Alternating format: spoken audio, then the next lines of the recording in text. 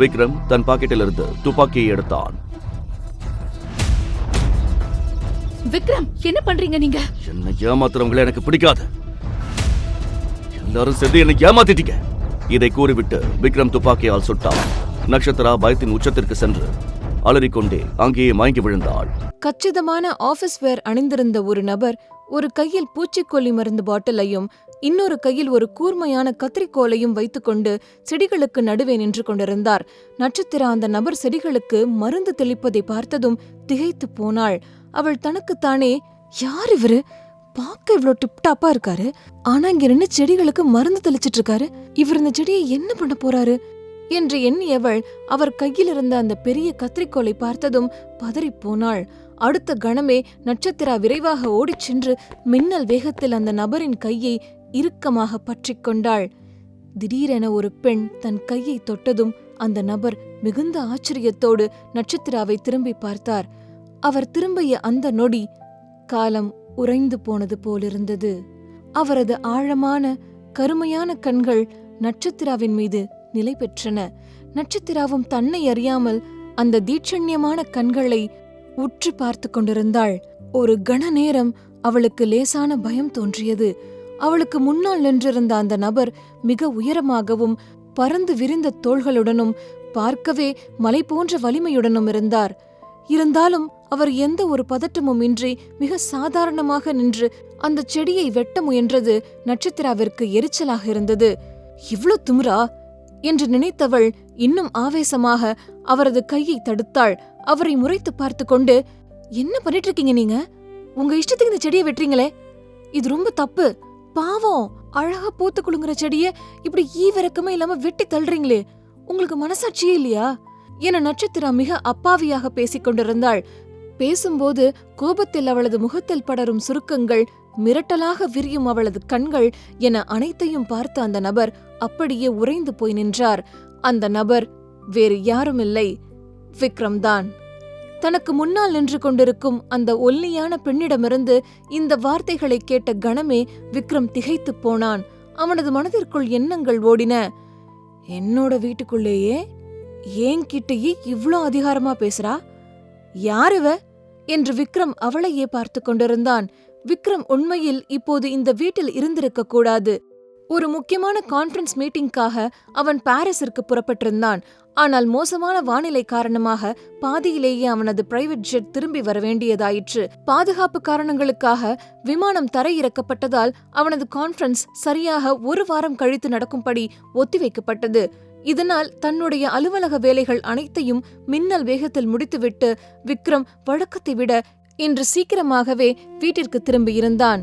விக்ரம் வீட்டிற்குள் நுழைந்த அந்த நிமிடமே அவனது கால்கள் அனிச்சையாக தோட்டத்தை நோக்கி நடந்தன.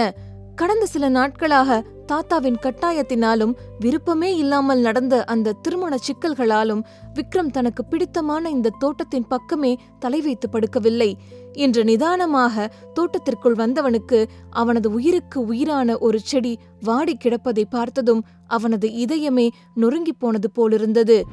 விக்ரம் என்றாலே உலகுக்கு தெரிந்தது அவனது கோபமும் துப்பாக்கியும் அதிகாரமும் தான். ஆனால் எவருக்கும் தெரியாத அவனது இன்னொரு முகம் அவனது செடிகள். பெண்களை பிடிக்காதவனுக்கு பெண்களுக்கு மிகவும் பிடிக்கும் பூக்கள் மட்டும் ஏன் அத்தனை பிடிக்கும் என்பது ஒரு புரியாத புதிர். அந்த தோட்டத்தில் இருப்பவை அனைத்தும் விலை உயர்ந்த மற்றும் அரிய வகை செடிகள். அவை அனைத்தையும் வெளிநாடுகளிலிருந்து அவன் பிரத்யேகமாக இறக்குமதி செய்திருந்தான். அவன் இப்போது கவலைப்பட்டு கொண்டிருந்தது ஒரு வெளிநாட்டு வகை ரோஜா செடிக்காக. அந்த செடி நோய்வாய்ப்பட்டு வாடுவதைக் கண்ட விக்ரம் அதன் காய்ந்த பாகங்களை சீர் செய்து அதற்கு புத்துயிர் கொடுக்க முற்பட்டான். கையில் கத்திரிக்கோலை ஏந்தி மிக நுணுக்கமாக அந்த செடியை சரி செய்து கொண்டிருந்தான். அப்போதுதான் நட்சத்திரா அங்கே வந்தாள். யாருவ? இவ்ளோ அழகான செடியை ஏனோ தானோன்னு வெற்றானே என்று அவள் ரத்தம் கொதித்தது. விக்ரம் அணிந்திருந்த கச்சிதமான கோட் சூட் உடையை பார்த்துவிட்டு அவள் தனக்குள் ஒரு முடிவுக்கு வந்தாள். இந்த வீட்ல சமையல் வேலை செய்யறவங்க கூட கோட் சூட் போட்டுட்டு தானே இருக்காங்க, இந்த தோட்டக்கார மட்டும் ஏன் போடக்கூடாது என்று விக்ரமின் தோற்றத்தை பார்த்து அவளை ஒரு தோட்டக்காரன் முத்திரையை அவன் மேல் குத்தினாள். ஏ, உன்கிட்ட தானே பேசிட்டு இருக்கேன், உனக்கு நான் பேசுறது கேக்குதா இல்லையா? ஏன் இப்படி செடியை வெட்டி சிதைக்கிற? பாவம், அது உனக்கு மனசாட்சியே இல்லையா என்று பொறிந்து தள்ளினாள். விக்ரம் அவளை ஒரு விசித்திரமான பொருளை பார்ப்பது போல பார்த்தான். அந்த பார்வையில் இருந்த தீவிரத்தை நட்சத்திரா வேலைக்காரனின் திமிர் என்று தவறாக புரிந்து கொண்டாள். நேற்று இரவு நடந்த கலவரத்தின் போது நட்சத்திரா விக்ரமை தெளிவாக பார்க்க கூட இல்லை. ஏன் அப்படி முறைக்கிற? பொண்ணுங்களை இதுக்கு முன்னாடி பார்த்ததே இல்லையா? இத பாரு, நான் உன் உயிரை காப்பாத்த ட்ரை பண்ணிட்டு இருக்கேன், ஆனா நீ என்னையே முறைச்சிட்டு இருக்க என்று அவள் தன் தலையில் அடித்துக் கொண்டாள். விக்ரம் இன்னும் ஒரு வார்த்தை கூட பேசவில்லை. அவனது அமைதி அவளை இன்னும் பதற்றமடைய செய்தது. இங்க பாரு, நான் யாருக்கும் இந்த மாதிரி அட்வைஸ் பண்றதில்ல, ஆனா அவனோட கொடூரம் எப்படின்னு எனக்கு தெரியும். அவன் வந்தான்னா நீ செடியை இப்படி வெட்டுறத பார்த்தாலே உன்னை துப்பாக்கியில சுட்டு தள்ளிடுவான். அவன் ஒரு ரத்த காட்டேரி. அவன் கையில நீ சிக்கிடக்கூடாதுன்னு தான் சொல்றேன். சீக்கிரம் இங்கிருந்து தப்பிச்சு போயிடு என்று மிரட்டலாகவும் அக்கறையாகவும் சொல்லிவிட்டு அங்கிருந்து விறுவிறுவென நகரத் தொடங்கினாள். நட்சத்திரா திரும்பி நடக்கும்போது விக்ரம் கையில் இருந்த கத்திரிக்கோலை இறுக்கமாக பற்றினாள். அவனது வீட்டிலேயே, அவனது தோட்டத்திலேயே நின்று கொண்டு தன்னையே அரக்கன் என்று அழைத்து தன்னையே தப்பித்துப் போ என்று சொல்லும் இந்த பெண் யார் என்ற கேள்வி அவனது மண்டைக்குள் குடைந்தது. அந்த தோட்டத்தில் நிலவிய நிசப்தத்தை உடைக்கும் விதமாக விக்ரம் தன் கையில் வைத்திருந்த அந்த கனமான கத்திரிக்கோலை தரையில் தூக்கி எறிந்தான். அந்த சத்தம் கேட்ட அடுத்த நொடி நட்சத்திரா சுதாரிப்பதற்குள் விக்ரம் மின்னல் வேகத்தில் அவளது மென்மையான ஒரு கையை பற்றி தன் பக்கமாக இழுத்தான். அந்த ஒரு கணத்தில் நட்சத்திரா விக்ரமுக்கு மிக மிக அருகில் நின்று கொண்டிருப்பதை உணர்ந்தாள். அவனது கட்டுமஸ்தான அகன்ற மார்போடு அவள் உடல் இறுக்கமாக ஒட்டி இருந்தது. விக்ரம் கூட அந்த ஒரு கணப்பொழுது அவளது அருகாமையில் தன்னை மறந்து சிலையாக போய் நின்றான். அவளது கண்களில் இருந்த அந்த துணிச்சலும் அவளது முகத்தின் வசீகரமும் அவனை ஒரு நிமிடம் திகைக்க வைத்தது. ஆனால் விக்ரமின் இந்த செயலால் நட்சத்திராவின் ஆத்திரம் உச்சிக்கு ஏறியது. பயப்படுவதற்கு பதிலாக அவள் இன்னும் ஆக்ரோஷமாக அவனை முறைத்தாள். உனக்கு எவ்ளோ தைரியம் இருந்தா என் கையை பிடிச்சு இப்படி இழுப்ப? நீ ஒரு சாதாரண வேலைக்கார மட்டும்தான். அதுக்கேத்த மாதிரி உன் எல்லைக்குள்ள நடந்துக்கோ, புரியுதா? நான் அக்கறையா உன்னோட உயிரை காப்பாத்தணும்னு நினைச்சிட்டு இருக்கேன், ஆனா நீ என்கிட்டயே இப்படி அத்துமீறி நடந்துக்கிற. உனக்கு எவ்ளோ தைரியம் என்று நட்சத்திரா இந்த வார்த்தைகளை உதிர்த்த உடனே விக்ரமின் கண்களில் கோபம் தீ போல எரிய தொடங்கியது.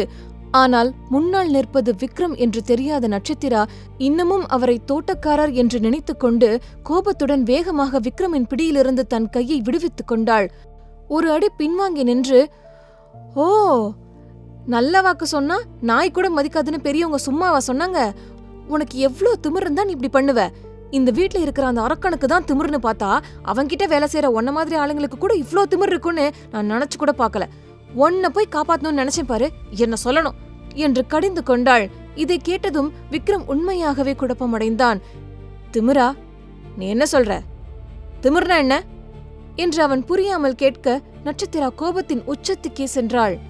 திமிர்னா என்னன்னு உனக்கு தெரியாதா? நான் சொல்றேன் கேளு. நான் உன் உயிரை காப்பாத்த போராடிட்டு இருக்கேன், ஆனா நீ என்ன முறைச்சிட்டு இருக்கியே. ஏதோ நீதான் இந்த வீட்டுக்கே ஓனர் மாதிரி பாக்குறியே, அதுக்கு பேர் தான் திமிரு. அந்த அரக்கன் வந்தா உன்னை சுட்டு கொன்னுடுவான்னு சொன்னாலும் கொஞ்சம் கூட பயமே இல்லாம நிமிர்ந்து நிக்கிறல்ல, அதத்தான் சொல்றேன் என்றாள். நட்சத்திரா திமிர் என்ற சொல்லுக்கு இவ்வளவு வெளிப்படையாக விளக்கம் கொடுத்ததும் விக்ரம் தன் கண்களை சுருக்கியபடி அவளையே கூர்மையாக பார்த்து கொண்டிருந்தான். அவளது துணிச்சல் அவனுக்கு ஒரு பக்கம் எரிச்சலை தந்தாலும் இன்னொரு பக்கம் ஒரு வியப்பை தந்தது. சரியாக அந்த நேரத்தில் கல்லூரியிலிருந்து சீக்கிரமாக திரும்பியிருந்த விஷால் தோட்டத்திற்குள் நுழைந்தான். நட்சத்திராவோடு சிறிது நேரம் செலவிட வேண்டும் என்பதற்காகவே சீக்கிரமாக வந்திருந்தான். ஆனால் அவன் நட்சத்திராவையும் விக்ரமையும் தோட்டத்தில் நேருக்கு நேராக மல்லுக்கட்டி கொண்டு நிற்பதை பார்த்த அந்த நிமிடமே அவன் கால்கள் வயலின் வாசித்தன. அவனது இதயம் தொண்டைக்கு வந்துவிட்டது. ஐயோ, அண்ணன் கையில இன்னைக்கு அண்ணி சிக்கிட்டாங்களா என்று பயந்தவன் வேகமாக அவர்கள் 2 பேர் அருகிலும் ஓடிச் சென்றான். விக்ரமின் கோபமான முகத்தையும் நட்சத்திராவின் ஆவேசத்தையும் பார்த்த விஷால் தன்னை தேற்றிக் கொள்வதற்காக ஒரு நீண்ட ஆழ்ந்த பெருமூச்சை இழுத்துவிடத் தொடங்கினான். விஷாலை பார்த்ததும் நட்சத்திராவின் கோபம் சற்றே தணிந்தது. விஷால், நீங்க வந்துட்டீங்களா? வந்து இந்த ஆளுக்கு கொஞ்சம் புத்தி சொல்லுங்க என்றாள். விஷால் இப்போது மரண பயத்தில் இருந்தான். தன் அண்ணன் விக்ரமையும் நட்சத்திராவையும் மாறி மாறி பார்த்து கொண்டிருந்தான். விக்ரமின் கண்கள் இப்போது விஷாலை துளைப்பது போலிருந்தன. யார் அந்த பொண்ணு?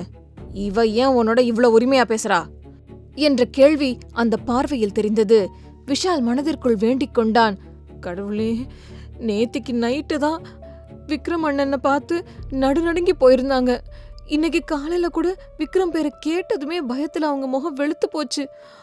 ஆனா இப்போ அதே சிங்கத்தோட குகைக்குள்ள வந்து சிங்கத்தோட தாடியையே புடிச்சு இழுத்துட்டு இருக்காங்களே என்று விஷால் தனக்குள் நினைத்து கொண்டான். ஆனால் அந்த நினைப்பு கொடுத்த சந்தோஷத்தை விட அடுத்த நிமிடம் என்ன நடக்குமோ என்ற பயம் அவனை ஆட்கொண்டது. அந்த நேரத்தில் விக்ரம் விஷாலை கோபமாக முறைத்து பார்த்துவிட்டு இடி முழக்க குரலில், யாருவ, உனக்கு தெரியுமா, இவங்க என்ன பண்ணிட்டு இருக்கா என்று கேட்டான். விக்ரமின் அந்த கேள்வியில் இருந்த ஆக்ரோஷத்தைக் கண்டு விஷால் நடுங்கிக் கொண்டு பதில் சொல்வதற்கு தயாரானான். ஆனால் அவன் வாய் திறப்பதற்கு முன்பாகவே நட்சத்திரா மின்னல் வேகத்தில் விஷாலுக்கு முன்னால் வந்து விக்ரமுக்கு நேர் எதிரே ஒரு அடி கூட பின்வாங்காமல் நின்று தன் கைவிரலை நீட்டி அவனை எச்சரித்தாள். உனக்கு எவ்வளவு திமிரு! இப்படிதான் உன்னோட முதலாளி கிட்ட பேசுவியா? உன்னோட அப்பா அம்மா எந்த ஒரு நல்ல பழக்கத்தையும் சொல்லிக் கொடுக்கலையா? உன்னை பார்த்தா படிச்சவ மாதிரி இருக்க, ஆனா உன் நடத்த அப்படி இல்லையே. உனக்கு சம்பளம் போடுற முதலாளி தம்பி முன்னாடியே இப்படி ஒருமையில பேசுவியா என்று நட்சத்திரா சீறினாள். நட்சத்திராவின் வார்த்தைகளை கேட்டதுமே விஷால் அதிர்ச்சியில் தன் நெற்றியில் கை வைத்துக் கொண்டான். ஐயோ, அண்ணி விக்ரமண்ணனை தோட்டக்காரன் நினைச்சிட்டு இருக்காங்க. அன்னிக்கு உண்மை தெரிஞ்சா என்ன ஆகும் தெரியலையே. அண்ணனுக்கு உண்மை தெரிஞ்சா இன்னைக்கு அன்னிக்கு இந்த வீட்ல கடைசி நாளாதான் இருக்கும் என்று விஷால் கலங்கினான். நேற்றிரவு விக்ரமின் துப்பாக்கியிலிருந்து நட்சத்திரா தப்பித்திருக்கலாம். ஆனால் இன்று அவனது கௌரவத்தை சீண்டி பார்ப்பதால் அவளை எவராலும் காப்பாற்ற முடியாது என்பதை விஷால் உணர்ந்தான். எனக்கு ஒரு அழகான அண்ணி கிடைச்சாங்களேன்னு நான் ரொம்ப சந்தோஷமா இருந்தேன். ஆனா கிடைச்ச வேகத்திலே அந்த அண்ணி என்னை விட்டு போக போறாங்களேன்னு நினைக்கும் போது எனக்கு ரொம்ப வருத்தமா இருக்கு என்று விஷால் தனக்குள்ளேயே ஏதேதோ கற்பனைகளை வளர்த்து கொண்டு பயந்து நடுங்கினான். நிலைமை எல்லை மீறுவதை தடுத்தே ஆக வேண்டும் என்ற முடிவோடு விஷால் மெதுவாக நட்சத்திராவின் அருகே சென்றான். இங்க பாருங்க, நீங்க இப்போ தயவு செஞ்சு உள்ள போங்க. நான் கொஞ்ச நேரத்துல வந்து என்ன விஷயம்னு உங்ககிட்ட முழுசா சொல்றேன். ப்ளீஸ் இங்க நிக்காதீங்க என்று நட்சத்திராவை பார்த்து உள்ளே செல்லுமாறு கண்களாலேயே சைகை காட்டி மெதுவாக அவள் காதுக்கு அருகே கிசுகிசுத்தான். விக்ரம் முன்னால் அவளை அண்ணி என்று அழைப்பதை விஷால் வேண்டுமென்றே தவிர்த்தான். தாத்தா சொன்ன ரகசியம் அவன் காதுக்குள் ஒலித்தது. விக்ரம் இன்னும் நட்சத்திராவை அந்த வீட்டு மருமகளாகவோ தன் மனைவியாகவோ அடையாளம் காணவில்லை. அப்படி இருக்கையில் விக்ரமுக்கு இந்த உண்மைகள் தெரிந்தால் அவனது கோபம் விஷாலையே சாம்பலாக்கிவிடும். ஆனால் நட்சத்திரா நகருவதாக இல்லை. அவள் விஷாலை பார்த்து, எதுக்காக என்ன உள்ள போக சொல்றீங்க? நான் இந்த தோட்டக்காரங்கிட்ட எப்படி செடியை பத்திரமா பாத்துக்கணும்னு சொல்லி கொடுத்துட்டு இருக்கேன் விஷால் ப்ரோ. ஆனா இவன் என்னன்னா என்னையே முறைச்சு பாத்துட்டு இருக்கான். இவனுக்கு எவ்வளவு திமிருந்தா என் கையை பிடிச்சு அவன் பக்கத்துல இருப்பான். இவனை நான் இன்னைக்கு சும்மா விட போறதில்ல என்று கத்தினாள். நட்சத்திரா கையை பிடித்து இழுத்தான் என்று சொன்னதும் விஷாலுக்கு தூக்கி வாரி போட்டது. விக்ரமின் பார்வை இப்போது இன்னும் கொடூரமாக மாறியது. அவன் நட்சத்திராவையும் விஷாலையும் பார்க்கும் பார்வை எந்த நேரத்திலும் அங்கே ஒரு புயல் வெடிக்கப் போகிறது என்பதை கூறியது. விக்ரம் துப்பாக்கியை மீண்டும் எடுக்கப் போகிறானா? அல்லது நட்சத்திராவின் இந்த துணிச்சல் அவனுக்குள் ஒரு மாற்றத்தை ஏற்படுத்தப் போகிறதா? முழு கதையையும் கேட்டு மகிழ பாக்கெட் FM ஆப்பை டவுன்லோட் செய்யுங்கள். லிங்க் டிஸ்கிரிப்ஷனில் கொடுக்கப்பட்டுள்ளது.